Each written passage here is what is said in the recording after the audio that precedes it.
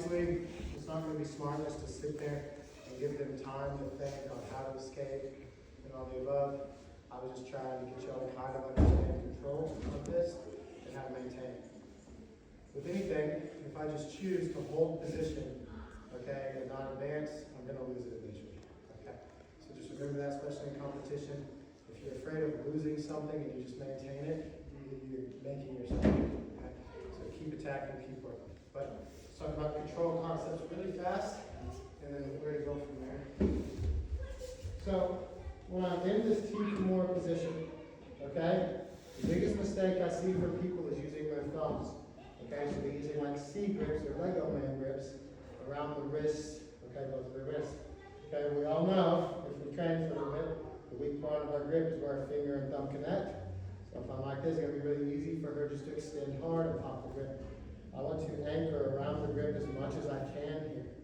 Okay, so no thumbs, I'm wrapping around as far as I can here. Okay, another thing that newer people do, because it feels correct, is pulling everything tight to them. Okay? The only way that I lose this Kimura is if she slips her elbow. If she is unable to slip her elbow, she will not get free of this Kimura. Okay? So she's looking to basically come up, turn into me, and slip the elbow inside of my arms. Boom. Okay? So the closer I hold this grip to me, the easier it is for her to come up and start slipping her elbow through the hole. Once I've lost the elbow, I'm not recovering this Kimura. Okay, I've lost it. So I want to get the arm wedged in place as much as I can. Okay? So I want my elbows flared. Okay? Even though I don't want to lose the elbow, I want to be closer to the elbow. If I'm underneath the shoulder, it gives her elbow some room to start moving. Okay? And therefore she can start creating a slip. I actually want to frame underneath her elbow, down her wrist, and I'm going to be driving everything down to the floor. Now my partner's going to be good. She's not just going to allow me to pin her Kimura to the floor. She's going to be keeping it on her belly. Go on to a T. Yeah, so I'm going to be looking, if I can't get it to the floor, to pin it against her hip.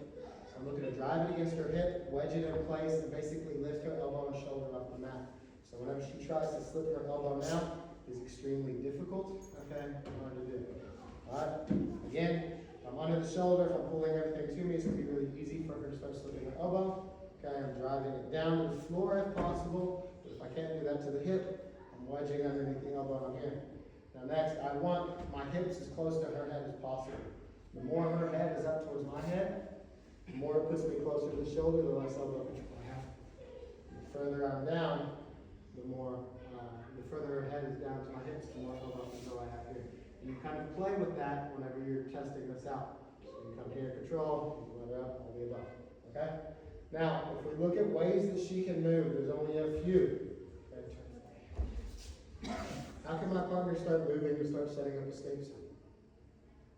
She rolls over.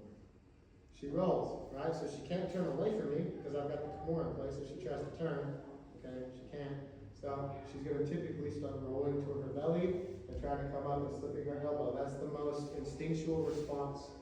Okay, there's attacks that I can do from there, but I should just be looking to chase the back from there. Because if we look at inherently what she's doing, she's exposing her back and giving me the ability to chase the back. So what we're going to do as this happens, when she starts rolling, we're pushing the hip, posting our head on the mat as we look to throw our top hook in.